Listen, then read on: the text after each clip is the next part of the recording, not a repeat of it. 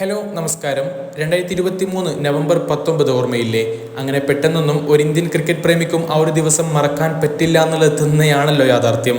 ഇന്ത്യയിൽ വെച്ച് ഇന്ത്യയെ ഓസ്ട്രേലിയ ODI വേൾഡ് കപ്പിന്റെ ഫൈനൽ മത്സരത്തിൽ തോൽപ്പിച്ചുകൊണ്ട് കിരീടം ചൂടിയ ദിവസം. എന്നാൽ ഇതാ T20 വേൾഡ് കപ്പിന്റെ സൂപ്പർ 8-ൽ ഓസ്ട്രേലിയ സംബന്ധിച്ചിടത്തോളം അവർക്ക് വിജയം ഏറെ അനിവാര്യമായിട്ടുള്ള ഒരു മത്സരം കൂടിയായിരുന്നു. പക്ഷേ ഇന്ത്യ ആ ഒരു വിജയം അങ്ങ് പിടിച്ചെടുക്കുന്ന ഒരു കാഴ്ച തന്നെയാണ് നമ്മൾ കണ്ടത്. അതെ, ഇതോടുകൂടെ ഓസ്ട്രേലിയക്ക് കനത്ത തിരിച്ചടിയായിരിക്കുകയാണ്. മാത്രവുമല്ല, ടീം ഇന്ത്യ അങ്ങ് സെമി ഉറപ്പിക്കുകയും ചെയ്തിരിക്കുന്നു. സെമിയിലേക്ക് ചുമ്മാ ഒരു എൻട്രി അല്ല ഇന്ത്യ സ്വന്തമാക്കിയിരിക്കുന്നത്. വീട്ടാനുള്ള കടങ്ങളൊക്കെ വീട്ടിക്കൊണ്ട് ഓസ്ട്രേലിയയുടെ വേൾഡ് കപ്പ് പ്രതീക്ഷകളെല്ലാം തകർത്തെറിഞ്ഞുകൊണ്ട് ഇന്ത്യ രാജകീയമായിട്ടുള്ള ഒരു എൻട്രി തന്നെയാണ് സെമിയിലേക്ക് പ്രവേശിക്കുമ്പോൾ സ്വന്തമാക്കി കഴിഞ്ഞിരിക്കുന്നത്. നമ്മൾ നേരത്തെ പറഞ്ഞതുപോലെ തന്നെ ഈ ഒരു മത്സരത്തിൽ വിജയിക്കുക എന്നുള്ളത് ഓസ്ട്രേലിയയെ സംബന്ധിച്ചിടത്തോളം അവർക്ക് പരമപ്രധാനമായിട്ടുള്ള ഒരു കാര്യമാണ്. കാരണം നമുക്കറിയാലോ, അഫ്ഗാനിസ്ഥാനോട് ഓൾറെഡി അവരൊരു തോൽവി വഴങ്ങിയിട്ടുമുണ്ട്. ഇനി നാളത്തെ മത്സരത്തിൽ അഫ്ഗാനിസ്ഥാൻ ബംഗ്ലാദേശിനെ തോൽപ്പിക്കുകയാണെങ്കിൽ ഓസ്ട്രേലിയ ഈ ഒരു വേൾഡ് കപ്പിൽ നിന്ന് പുറത്തേക്ക് പോകും. അഫ്ഗാനിസ്ഥാനും ഇന്ത്യയുമായിരിക്കും ഗ്രൂപ്പ് 1-ൽ നിന്ന് സെമിയിലേക്ക് കടക്കാൻ പോകുന്ന ടീമുകളായിട്ട് മാറാൻ പോവുകയും ചെയ്യുന്നത്. എന്തായാലും നാളത്തെ മത്സരത്തിൽ അഫ്ഗാനിസ്ഥാൻ ബംഗ്ലാദേശിനെ തോൽപ്പിക്കണേ എന്ന് തന്നെയായിരിക്കും ഇപ്പോൾ പല ഇന്ത്യൻ ആരാധകരും ആഗ്രഹിക്കുന്നുണ്ടാവുക. എന്തായാലും വിഷയത്തിലേക്ക് വരാം. ട്രാവിസ് ഹെഡിന്റെ വെല്ലുവിളിയെ മറികടന്നുകൊണ്ട് 24 റൺസിന്റെ തകർപ്പൻ വിജയവുമായി ഇന്ത്യ സെമി ഫൈനൽ ഉറപ്പാക്കിയിട്ടുണ്ട്. ടോസ് നഷ്ടപ്പെട്ടുകൊണ്ട് ആദ്യം ബാറ്റിംഗിനെത്തിയ ഇന്ത്യക്ക് വേണ്ടി ഹിറ്റ്മാനൊക്കെ പൊളിച്ചടക്കുന്ന കാഴ്ചകൾ തന്നെയാണല്ലോ നമ്മൾ കണ്ടത്. അങ്ങനെ അവരടിച്ചെടുത്ത 206 റൺസ് എന്ന വിജയലക്ഷ്യം പിന്തുടർന്നിറങ്ങിയ ഓസ്ട്രേലിയക്ക് 7 വിക്കറ്റ് നഷ്ടത്തിൽ 181 റൺസ് എടുക്കാൻ മാത്രമേ കഴിഞ്ഞുള്ളൂ. നമുക്കറിയാം, കളിയുടെ ഒരു സമയത്തൊക്കെ ഓസ്ട്രേലിയ ഇന്ത്യക്ക് മേൽ ശക്തമായുള്ള വെല്ലുവിളി നിന്ന് ഉയർത്തിയിട്ടുണ്ടായിരുന്നു. ട്രാവിസ് ഹെഡൊക്കെ എന്തൊരു പ്രകടനമാണ് നടത്തിയത്. ഹെഡിന്റെ നിർണായക വിക്കറ്റ് പക്ഷേ ജസ്പ്രീത് ബുംറയ്ക്കൊപ്പം മിച്ചൽ മാർഷിനെയും ഗ്ലെൻ മാക്സ്വെലിനെയും പുറത്താക്കിക്കൊണ്ട് കുൽദീപ് യാദവും നിർണായക വിക്കറ്റുകൾ എടുത്തപ്പോൾ ടീം ഇന്ത്യ കളി തിരിച്ചു പിടിക്കുന്ന കാഴ്ചകൾ തന്നെയാണ് നമ്മൾ കണ്ടത്. അതെ, ഡേവിഡ് വാർണറെ തുടക്കത്തിൽ നിന്ന് നഷ്ടമായിട്ടുണ്ടെങ്കിൽ കൂടി മിച്ചൽ മാർഷും ട്രാവിസ് ഹെഡ് ആ ഒരു പാർട്ട്ണർഷിപ്പ് ഓസ്ട്രേലിയയെ പവർ പ്ലേ അവസാനിക്കുമ്പോൾ ഒരു വിക്കറ്റ് നഷ്ടത്തിൽ 65 എന്ന മികച്ച സ്കോറിലേക്ക് തന്നെ എത്തിച്ചിട്ടുണ്ടായിരുന്നു.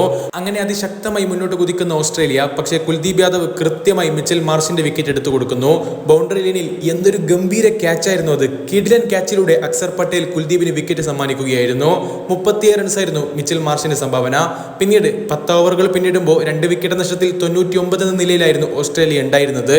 ഇന്ത്യക്ക് വെല്ലുവിളിയായി അർദ്ധ സെഞ്ചുറിയും പൂർത്തിയാക്കിക്കൊണ്ട് ട്രാവിസ് ഹെഡ് ക്രീസിൽ തന്നെ ഉറച്ചു നിൽക്കുന്ന ഒരു കാഴ്ചയും നമ്മൾ കണ്ടു. ഈ മനുഷ്യനുണ്ടല്ലോ, ഇന്ത്യക്കെതിരെ കളിക്കുമ്പോൾ എന്തെന്നില്ലാത്തൊരു പ്രകടനമാണ് പുറത്തെടുത്തുകൊണ്ടിരിക്കുന്നത്. പിന്നീട് 41 റൺസ് അതിവേഗത്തിൽ കൂട്ടിച്ചേർത്തുകൊണ്ട് ഇന്ത്യക്ക് വെല്ലുവിളിയാവുമെന്ന് നമ്മളൊക്കെ കരുതിയിട്ടുണ്ടായിരുന്ന ആ ഒരു partnership Travis Head, Glenn Maxwell കൂട്ടുകെട്ടിനെയും കുൽദീപ് യാദവ് തകർക്കുന്ന കാഴ്ചയാണ് നമ്മൾ കാണുന്നത്. അതോടുകൂടിയാണ് ഇന്ത്യ മത്സരത്തിൽ മേൽക്കൈ നേടി തുടങ്ങുന്നത്. 12 പന്തിൽ 20 റൺസായിരുന്നു മാക്സ്വെലിന്റെ സംഭാവന. തൊട്ടടുത്ത ഓവറിൽ മാർക്കസ് സ്റ്റോയിനിസിനെയും അക്സർ പട്ടേൽ പുറത്താക്കിയപ്പോൾ ഓസ്ട്രേലിയക്ക് 4ാമത്തെ വിക്കറ്റും നഷ്ടമായി. എന്നാൽ ഹെഡിന്റെ സാന്നിധ്യം അപ്പോഴും ഒരു വെല്ലുവിളി തന്നെയായിരുന്നു. മത്സരം അവസാന 5 ഓവറിലേക്ക് കടന്നപ്പോൾ 65 റൺസായിരുന്നു ഓസ്ട്രേലിയക്ക് വിജയിക്കാൻ വേണ്ടിയിരുന്നത്. ജസ്പ്രീത് ബുംറ എറിഞ്ഞ 15ാമത്തെ ഓവറിൽ ട്രാവിസ് ഹെഡിനെ ഓസ്ട്രേലിയക്ക് നഷ്ടമായപ്പോൾ ടീമിന്റെ വിജയ പ്രതീക്ഷകൾ മുഴുവനും അസ്തമിക്കുകയായിരുന്നു. 43 പന്തിൽ 76 റൺസ് അടിച്ചുകൊണ്ട് ഹെഡ് മടങ്ങുന്നു.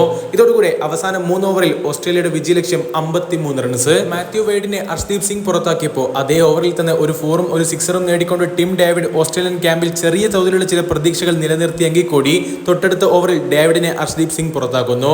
മത്സരത്തിൽ തന്റെ 3ാം വിക്കറ്റും അർഷ്ദീപ് സിംഗ് അതോടുകൂടി സ്വന്തമാക്കുന്ന കാഴ്ചയാണ് നമ്മൾ കണ്ടത്.